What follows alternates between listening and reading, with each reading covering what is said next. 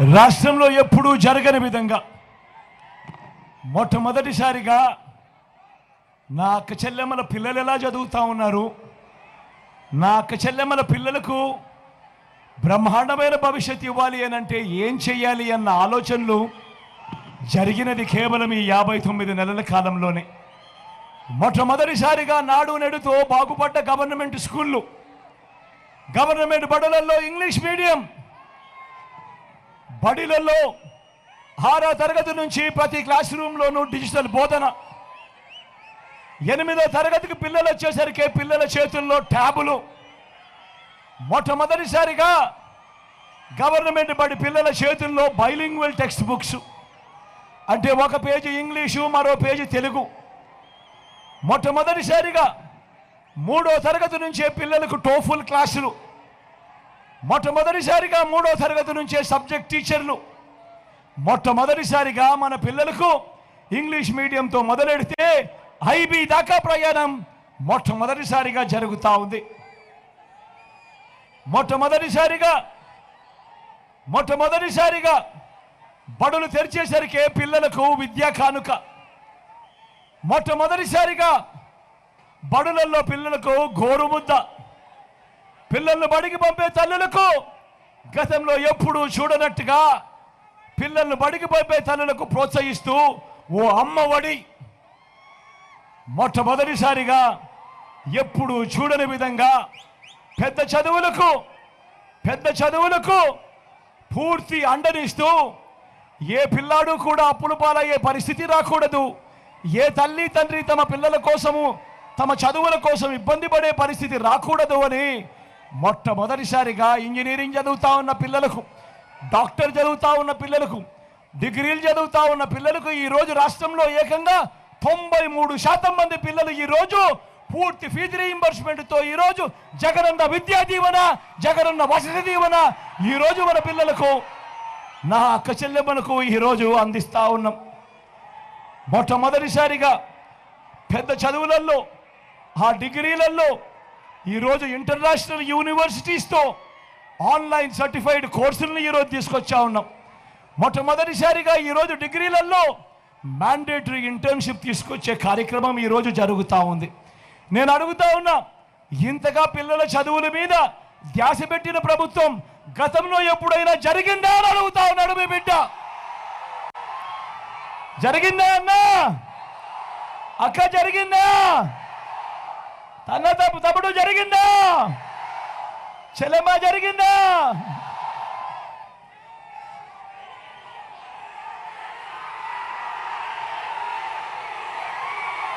అక్క చెల్లెమ్మలకు తోడుగా,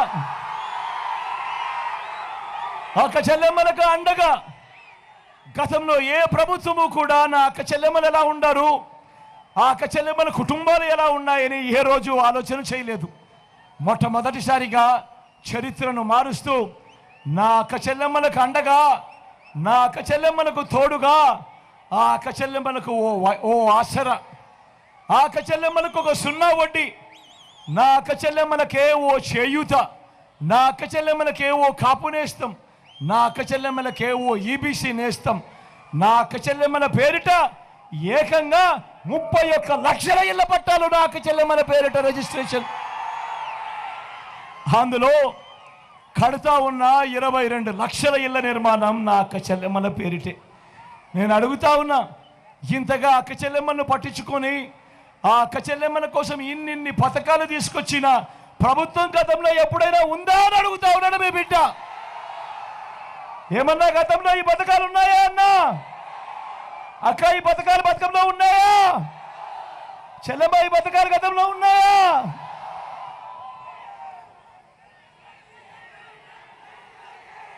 రైతన్నలను మొట్టమొదటిసారిగా రైతన్నలకు అండగా ఉంటూ గతంలో ఎప్పుడూ జరగని విధంగా రైతన్నలకు పెట్టుబడి కోసం సహాయంగా రైతన్నలకు రైతు భరోసా అనే కార్యక్రమం, రైతన్నలకు ఉచిత పంటల బీమా, సమయానికే రైతన్నకు ఇన్పుట్ సబ్సిడీ, మొట్టమొదటిసారిగా పగటిపూటే 9 గంటలు రైతన్నకు నాణ్యమైన ఉచిత విద్యుత్, గ్రామంలోనే రైతన్నను చెయ్యి పట్టుకొని నడిపిస్తూ గ్రామంలోనే ఓ ఆర్బీకే వ్యవస్థ.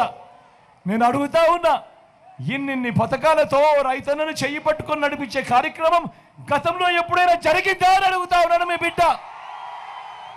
జరిగిందా అన్నా? జరిగిందా తమ్ముడు?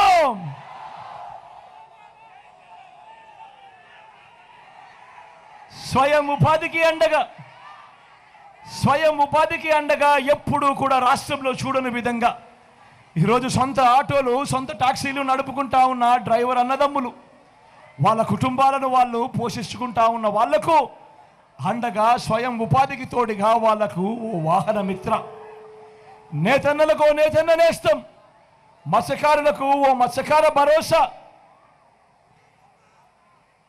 ఫుట్పాత్ల మీద కూరగాయలు అమ్ముకుంటా ఉన్న నా అన్నదమ్ములు, నా చెల్లెమ్మలు, ఫుట్పాత్ల మీద ఇడ్లీలు వేస్తా ఉన్నా నా అక్క చెల్లెమ్మలు, నా అన్నదమ్ములు, ఎప్పుడైనా ఫుట్పాత్ల మీద అమ్ముకుంటా ఉన్న వాళ్ళు జీవితాలు ఎలా ఉన్నాయి, వాళ్ళకి ఏదైనా మంచి జరిగిందా అన్న ఆలోచన గతంలో ఎప్పుడైనా జరిగిందా అని అడుగుతా ఉన్నాడు మీ బిడ్డ. అటువంటి శ్రమజీవులకు, అటువంటి కష్టజీవులకు ఓ తోడు, అటువంటి శ్రమజీవులకు ఓ చేదోడు, లాయర్లకు కూడా ఈరోజు ఓ లానేస్తం, టేలర్లకు, రజకులకు, నాయి బ్రాహ్మణులకు అందరికీ కూడా అండ. నేను అడుగుతా ఉన్నా, స్వయం ఉపాధి కింద తోడుగా ఉండి ఇన్నిన్ని పథకాలు తీసుకొచ్చిన పరిస్థితులు గతంలో ఎప్పుడైనా ఉన్నాయా అని అడుగుతా ఉన్నాడు మీ బిడ్డ. గతంలో ఈ పథకాలన్నీ ఉన్నాయా అని అడుగుతా ఉన్నాడు మీ బిడ్డ. ఉన్నాయా అన్నా? ఉన్నాయా తమ్ముడు? అక్క ఉన్నాయా?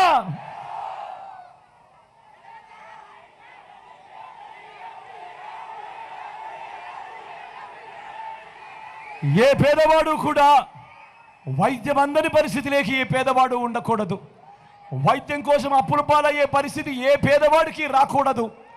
ఇంత తాపత్రయం పడుతూ ఈ 59 నెలల కాలంలో విస్తరించిన ఆరోగ్యశ్రీ, ఏకంగా 25 లక్షల దాకా ఉచితంగా ఆరోగ్యశ్రీ